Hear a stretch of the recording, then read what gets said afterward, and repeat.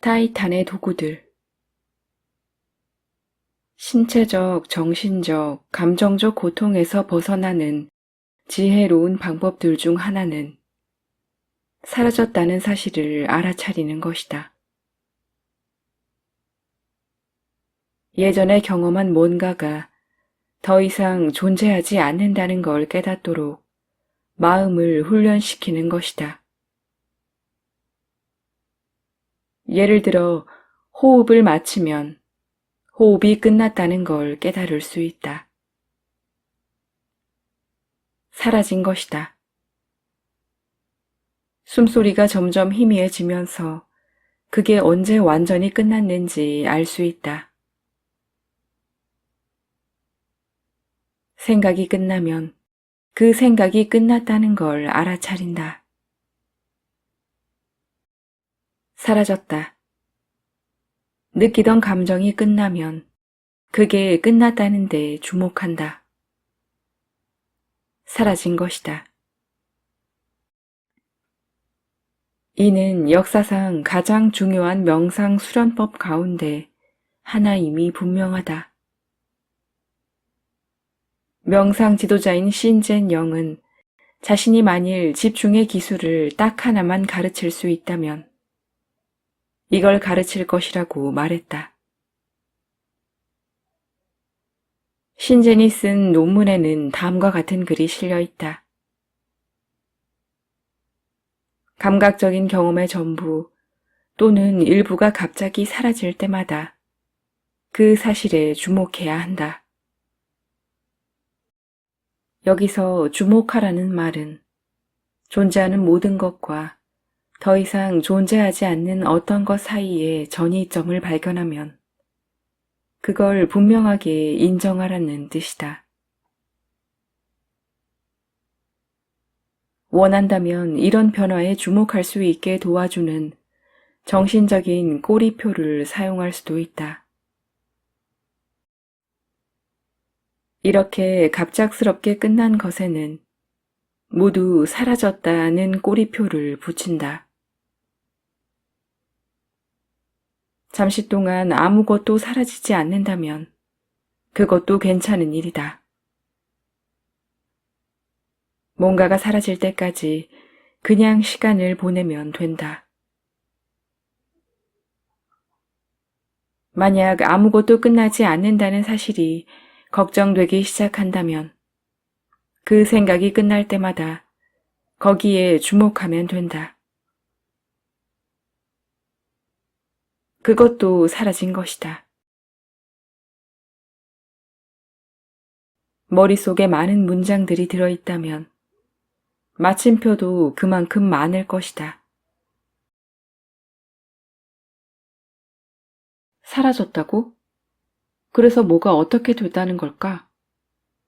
왜 우리는 특정한 정신적 제잘거림이나 특정한 외부의 소리 또는 특정한 신체 감각이 갑자기 사라지는 순간을 감지할 수 있는지의 여부에 신경을 써야 하는 걸까?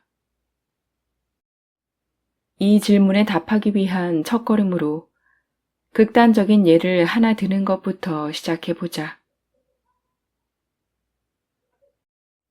당신이 신체적 통증, 정서적 고통, 정신적 혼란, 생각이나 인지의 방향상실과 같은 끔찍한 상황을 동시에 경험하고 있다고 해보자.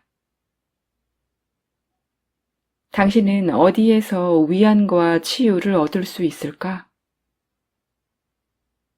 어디에서 의미를 찾아야 할까? 당신의 육체에 의지하는 건 도움이 되지 않는다. 그곳에는 고통과 두려움만 있을 뿐이다. 당신의 마음에 기대는 것도 도움이 되지 않는다. 그곳에는 혼란과 불확실성뿐이다. 이처럼 엄청난 압력을 받는 상황에서 당신이 위안을 구할 수 있는 곳이 있을까? 있다. 모든 감각에 대한 공격은 곧 사라진다는 사실에 집중하면 된다. 다시 말해, 새롭게 떠오르는 것들에 의지하던 평소의 습관을 바꿔 이제 새롭게 지나가는 것들에 의지하면 된다. 이런 위안은 언제든 얻을 수 있다. 단 하나의 결단. 살아가다 보면 누구나 좌절감을 느낄 때가 있다. 특히 건강을 위해 새로운 운동이나 다이어트를 시작했을 때 그렇다. 오랫동안 꾸준히 연습했는데도 체중이 그대로이거나 더 먼 거리를 달릴 수 없을 때, 더 나아지고 달라지는 걸 느끼기가 어려울 때 우리는 좌절한다. 그럴 때 나는 거의 자동적으로 크리스토퍼 소머를 떠올린다.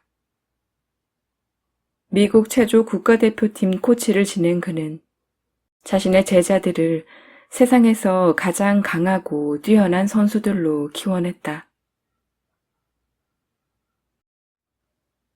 가장 쉬운 것부터 시작했음에도, 천천히 서두르지 않고 연습했음에도 성과가 지지부진하다면 소모의 단 하나의 결단에 대한 조언이 강력한 효과를 발휘할 것이다.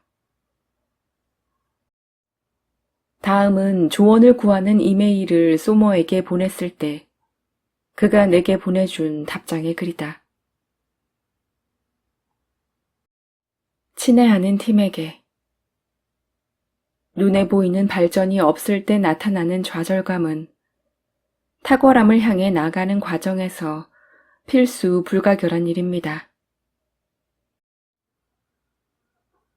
좌절감을 느끼지 못하는 사람은 아무것도 배우지 못하니까요.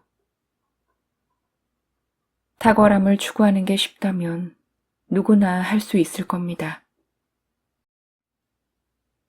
탁월함은 좌절감에 대처하는 방법을 찾아낸 사람들이 가는 길입니다.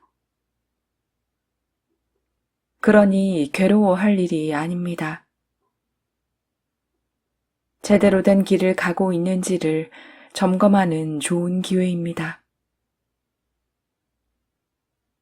우리가 실패하는 건 좌절감 때문이 아닙니다.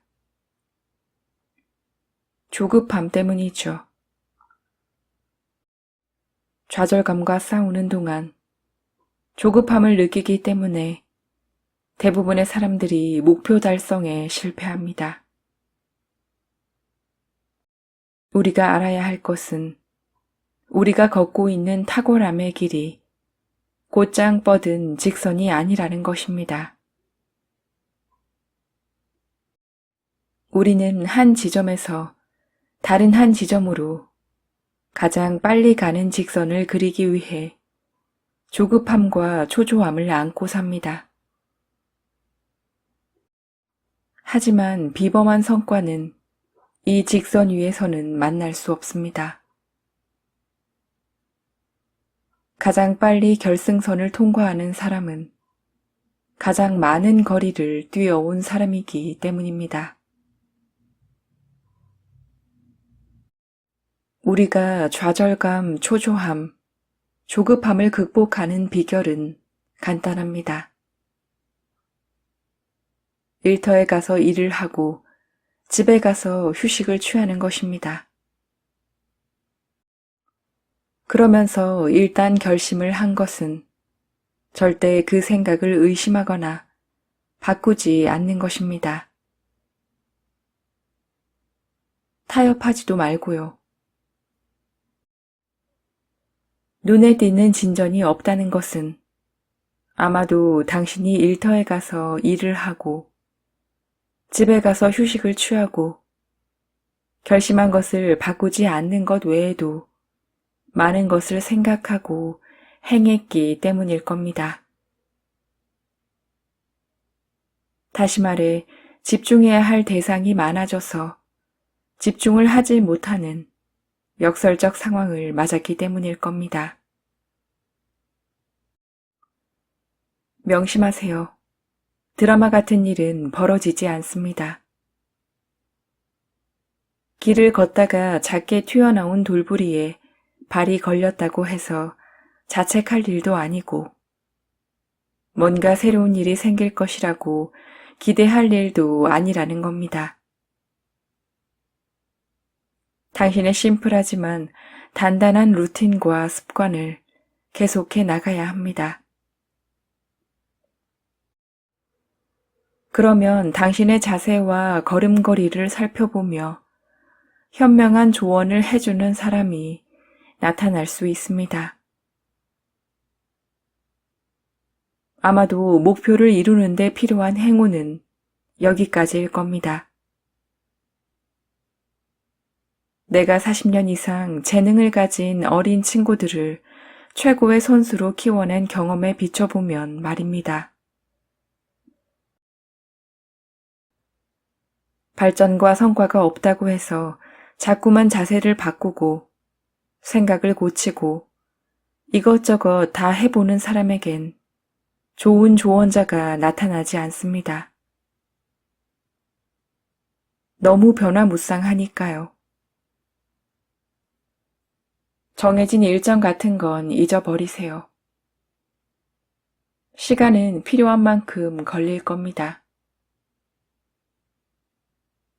1년의 작은 중간 목표가 아니라 장기적인 목표를 이루기 위해 노력한다면 당신이 결정하고 지켜야 할 일은 한 가지뿐입니다. 매 단계를 거칠 때마다 궤도를 벗어나지 않기 위해 작은 결심들을 하고 또 하는 것보다 단 하나의 큰 결단을 유지하는 게 훨씬 쉽습니다. 작은 결심을 계속하는 경우에는 당신이 선택한 목표를 무심코 벗어나서 표류할 기회가 너무 많아집니다. 단 하나의 결단은 우리가 가진 것들 중에서 가장 강력한 힘을 발휘하는 도구입니다.